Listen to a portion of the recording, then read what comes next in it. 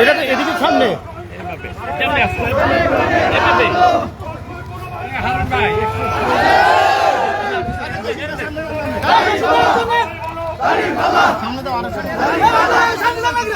লাইভে লাইভে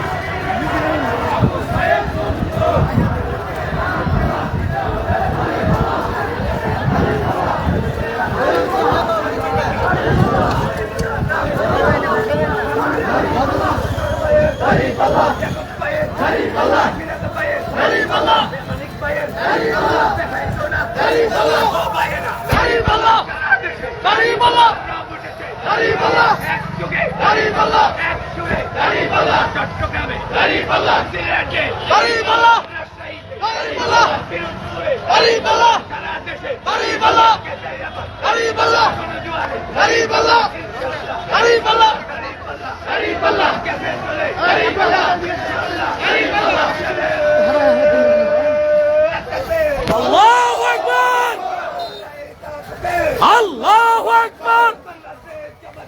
জিন্দাবাদ জিন্দাবাদ বাংলাদেশ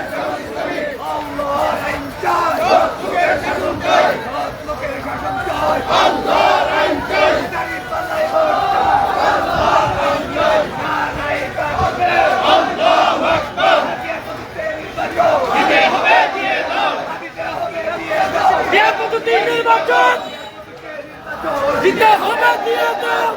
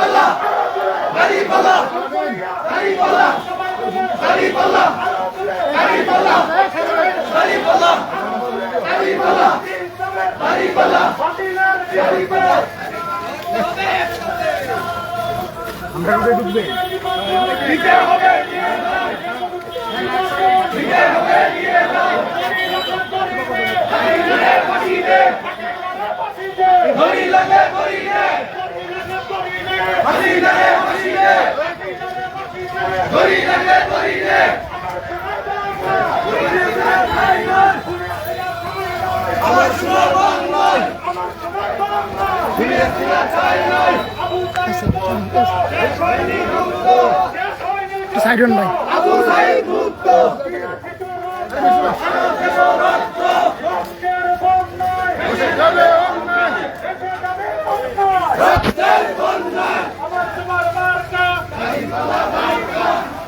খবর আছে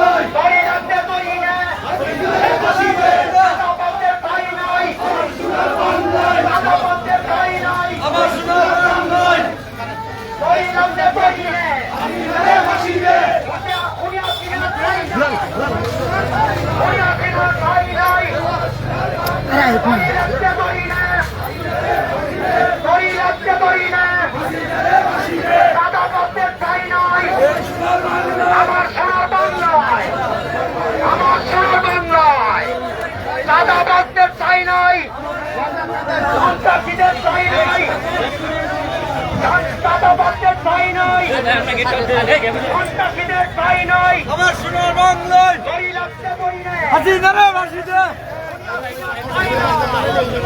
আমার সোনার বাংলায়, আমার সোনার বাংলায়।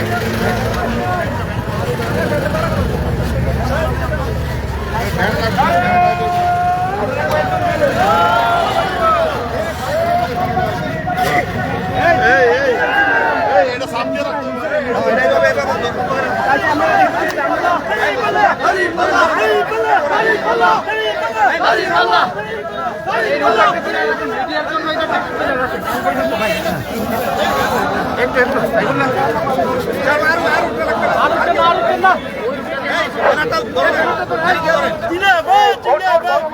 বড় মাইকটা না, রোটো বড় মাইকটা। মিছিল আছে ভাই।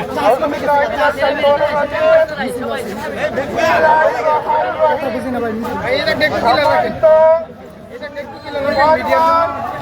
সকল জনসাধারণ আসসালামু আলাইকুম ওয়া রাহমাতুল্লাহি ওয়া বারাকাতুহু। জুলাই সনদ বাস্তবায়ন এবং পিআর পদ্ধতিতে নির্বাচনের দাবিতে আজকে বাংলাদেশ জামাত ইসলামী কসবা উপজেলা পৌর শাখা আয়োজিত কেন্দ্র ঘোষিত বিক্ষোভ মিছিল আমরা ইতিমধ্যে শেষ করেছি।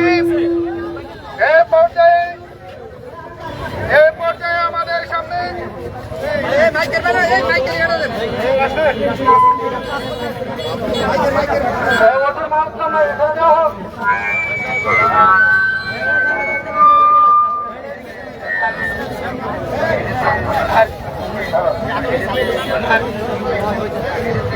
জুলাই সনদ বাস্তবায়ন পিআর পদ্ধতিতে নির্বাচনের দাবিতে আজকের এই বিক্ষোভ মিছিল পরবর্তী সমাবেশে এ পর্যায়ে বক্তব্য নিয়ে আসছেন বাংলাদেশ জামাত ইসলামী কসবা পৌর শাখার সম্মানিত আমির জনাব হারুনুর রশিদ।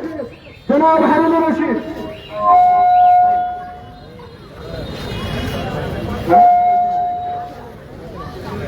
এ পর্যায়ে বক্তব্য নিয়ে আসছেন বাংলাদেশ জামাত ইসলামী কসবা উপজেলা শাখার সম্মানিত আমির জনাব ফরিদউদ্দিন আহমেদ। আসসালামু আলাইকুম ওয়া রাহমাতুল্লাহি ওয়া বারাকাতুহু। সংগ্রামী তৌহিদ জনতা, কোরআন প্রেমী ভাইরা এবং দেশপ্রেমী বন্ধুগণ, আজ আমাদের এই বিক্ষোভ মূলত যে উদ্দেশ্যে, সেটি হল জামাতে ইসলামীর 5 দফা দাবি নির্বাচন সুষ্ঠু করার জন্য যা খুবই প্রয়োজন। আমি এর 1 দফার উপর 1 মিনিট কথা বলবো। আপনারা জানেন, বাংলাদেশ জামাতে ইসলামী সহ দেশের অধিকাংশ রাজনৈতিক দল পিআর পদ্ধতি চায়। পিআর পদ্ধতি মানে সংখ্যা অনুপাতিক ভোটাংশ। আমি একটি উদাহরণ আপনাদের সামনে পেশ করছি। আমি যদি কসবা থেকে সৈয়দাবাদ যেতে চাই, তাহলে অবশ্যই আড়াইবাড়ি হয়ে যাব, ঠিক কিনা? আমি যদি জানতে পারি এই রাস্তা এত খারাপ হয়েছে যে আমার গাড়ি উল্টিয়ে পড়ার ভয় আছে, ইতিপূর্বেও আরো অনেক গাড়ি অ্যাক্সিডেন্ট করেছে, এরপরেও কি এই রাস্তায় যাব? আমার যদি জানা থাকে যে আরেকটি রাস্তা চৌমুনি দিয়ে আছে যেটা দিয়ে আমরা সৈয়দাবাদ যেতে পারি, আপনি বলেন এই আড়াইবাড়ির রাস্তা এটা ট্রেডিশনাল গণতান্ত্রিক সিস্টেম, যা বাংলাদেশের প্রতিটা দল বারবার এসে এটাকে একেবারে ঘৃণিত অবস্থায় নিয়ে গেছে। দিনের ভোট রাত্রিতে হয়, কারণ ভোট যে দিতে হয় না, অন্য কেউ দিয়ে ফেলে। এইরকম ট্রেডিশনাল যে সিস্টেম, এটাকে বাদ দিয়ে আমরা পিআর সিস্টেম কামনা করছি, যেটা পৃথিবীর অধিকাংশ দেশ অনুসরণ করছে। আপনাদের কাছে আমার বিনীত অনুরোধ, আপনারা বিবেচনা করবেন আমার যেই রাস্তায় গেলে নিশ্চিত ধ্বংস হওয়ার পথ, সেই পথটা অবলম্বন আমি আর করব? যে পথে নিরাপদে আমি পৌঁছতে পারবো সেই পথ চাই, এটাই স্বাভাবিক। আমরা বিহার পদ্ধতি কার্যকরী করার জন্য এবং দেশে নির্বাচনের একটি সুন্দর পরিবেশ তৈরি করার জন্য এই সরকারের কাছে আহ্বান জানাচ্ছি। আমাদের কসবাবাসীর পক্ষ থেকে এই আহ্বান জানিয়ে আমি আমার কথা শেষ করছি। আসসালামু আলাইকুম ওয়া রাহমাতুল্লাহ। সম্মানিত কসবাবাসী, এ পর্যায়ে বক্তব্য নিয়ে আসছেন কসবা উপজেলা পরিষদ চেয়ারম্যান পদপ্রার্থী বাংলাদেশ জামায়াত ইসলামী ব্রাহ্মণবাড়িয়া জেলা শাখার সাবেক নায়েবে আমির, বিশিষ্ট সমাজসেবক ইসলামিক চিন্তাবিদ জনাব কাজী ইয়াকুব আলী। আউযু বিল্লাহি মিনাশ শাইতানির রাজিম। বিসমিল্লাহির রহমানির রহিম। সারা দেশব্যাপী জেলা উপজেলা কর্তৃক আয়োজিত আজকে জামায়াত কর্তৃক 5 দফা দাবি বাস্তবায়নের লক্ষ্যে কসবা উপজেলা কর্তৃক আজকের এই গণমিছিলের সম্মানিত সভাপতি, সম্মানিত উপস্থাপক উপস্থিত আছেন আমাদের সামনে।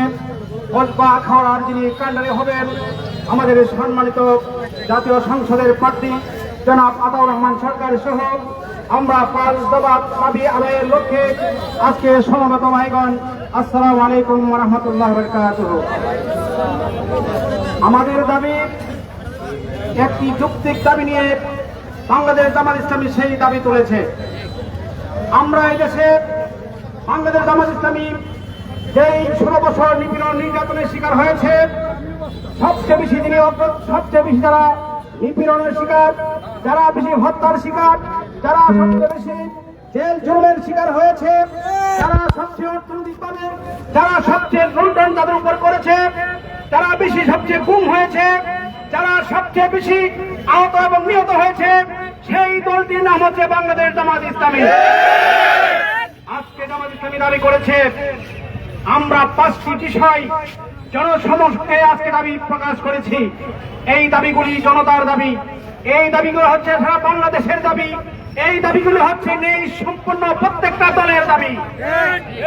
এই দাবিগুলির মধ্যে প্রথমে রয়েছে জুলাই জাতীয় সনদের ভিত্তিতে নির্বাচন দিতে হবে। বিহার পদ্ধতিতে এই বাংলাদেশে নির্বাচন হতে হবে। সুষ্ঠু গ্রহণযোগ্য নির্বাচনের জন্য সবার জন্য সুযোগ নিশ্চিত করতে হবে। দেশটির সরকারের দৃশ্যমান বিচার করতে হবে। স্বৈরাচারী শাসনের সহযোগী বাকি 14 দলকে নিষিদ্ধ করতে হবে।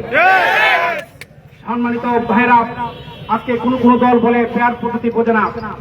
আজকের এই পেয়ার পদ্ধতি হলো একেবারে সাধারণ বিষয়, আপনারা না বোঝার কোনো বিষয় নাই, আপনারা বুঝে বুঝে কোনো বান করেন না।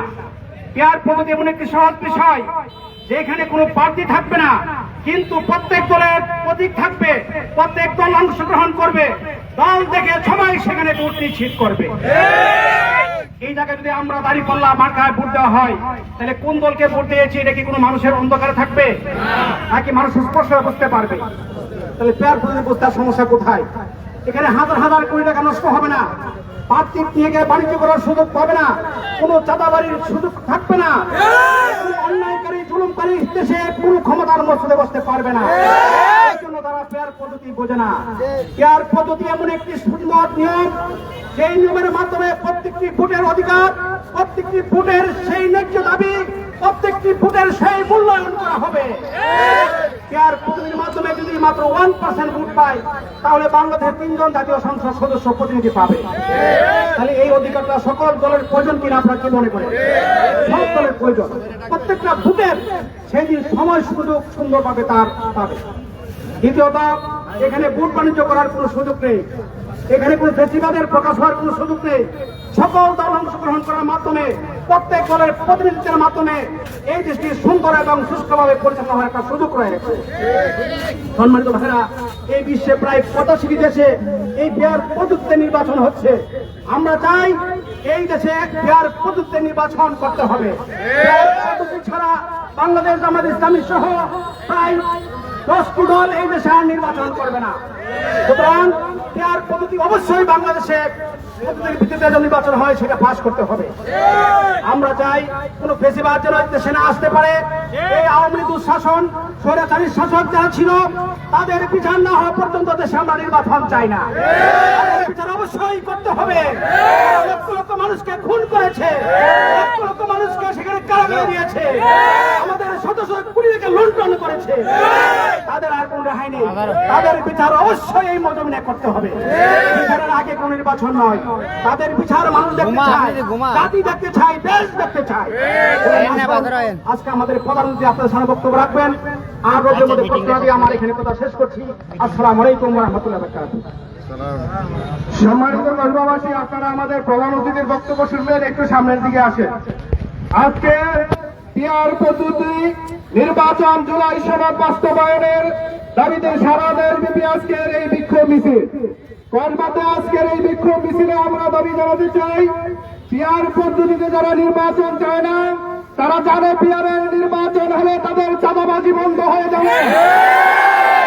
জাতীয় পার্টি এবং 14 দলকে নিষিদ্ধ ঘোষণা করতে হবে। যারা বেশিবাদের দোষর ছিল তাদের কার্যক্রম নিষিদ্ধ ঘোষণা করতে হবে। যারা নির্বাচনী কেন্দ্রকে দখল করার হুমকি দেয় তাদেরকে আইনের আওতায় আনতে হবে। আপনাদেরকে বলে দিতে চাই, কেন্দ্র দখলের পাই তারা করলে দাঁত পাই করে জবাব দেবে। আওয়ামী দোষরদের গ্রেফতার করতে হবে। আমরা দেখতে পাই তারা অবাধে চলাফেরা করছে। আইন শৃঙ্খলা বাহিনী কি করে যদি তাদেরকে গ্রেফতার না করে আমরা মনে করব তারাও আওয়ামী লীগের দোষর।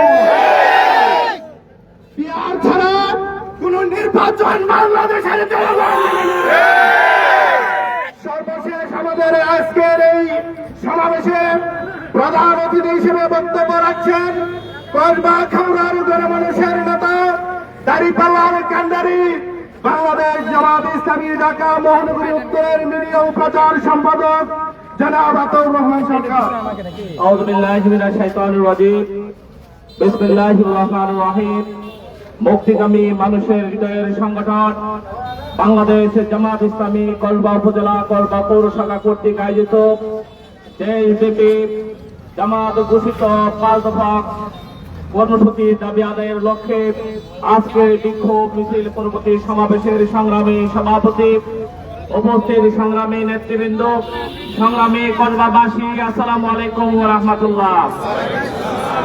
আমরা এই বাংলাদেশে 54টি বছর আমরা ইতিমধ্যে অতিক্রম করেছি। আমরা আমাদের জন অধিকার, আমাদের নাগরিক অধিকার আমরা ফিরে পাই না। আমরা আমাদের ধর্মীয় অধিকার আমরা ফিরে পাই না। আমাদের নারীরা কোন অধিকার ফিরে পায় না।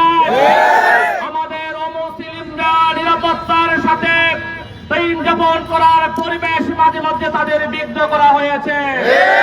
ব্যবসায়ীদের ব্যবসা করার সুযোগ তাদের কাছ থেকে কেড়ে নেওয়া হয়েছে। চাঁদাবাজদের দ্বারা, মাদক কারবারি দ্বারা এই কসবা খরা পরিচালিত হয়েছে।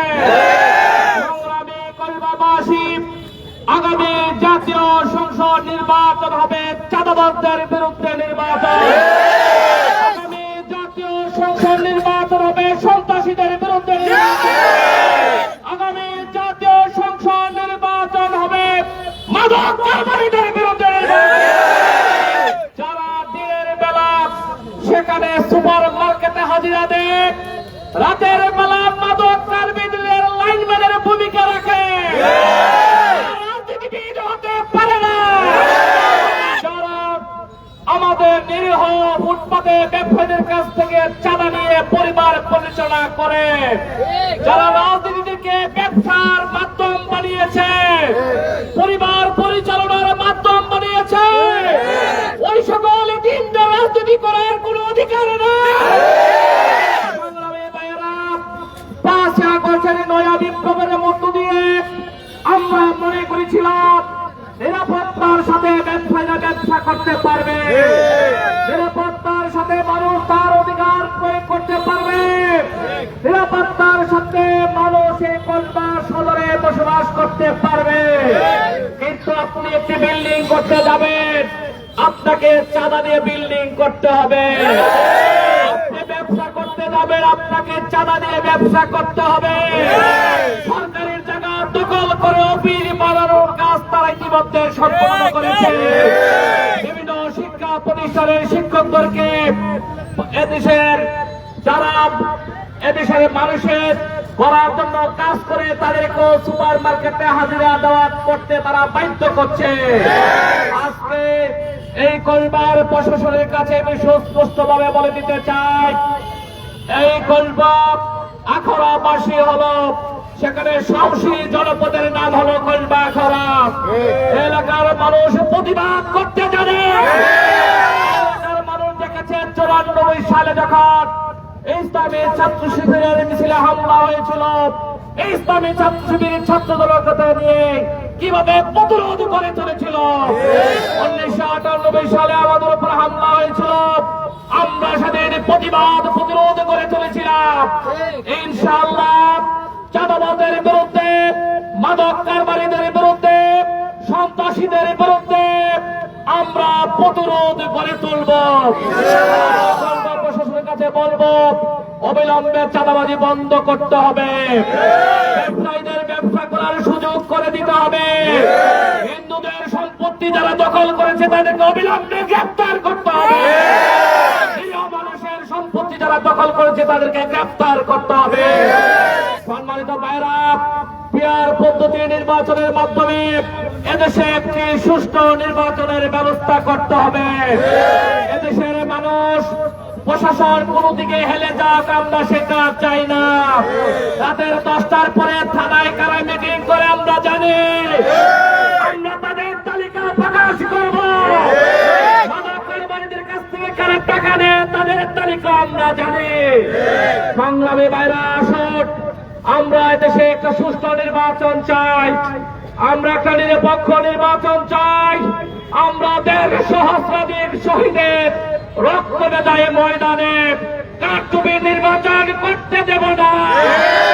ইতিমধ্যে আমাদের বন্ধপ্রতিম একটি সংগঠনের ঘোষণা দিয়েছে, জামাতকে জনগণ ভোট দিলে জনগণ কেন্দ্র দিয়ে যাইতে পারলে না ভোট দিবে, তারা নাকি আমাদেরকে কেন্দ্র যাইতে দিবে না।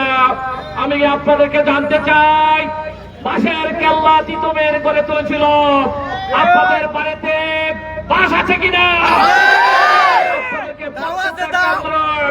আপনাদেরকে বাঁশ তৈরি করতে হবে, বাঁশ রেডি করতে হবে। যেখানে চাঁদাবাজ সন্ত্রাসী, যেখানে ভোট চোর, তাদেরকে প্রতিরোধ করতে হবে।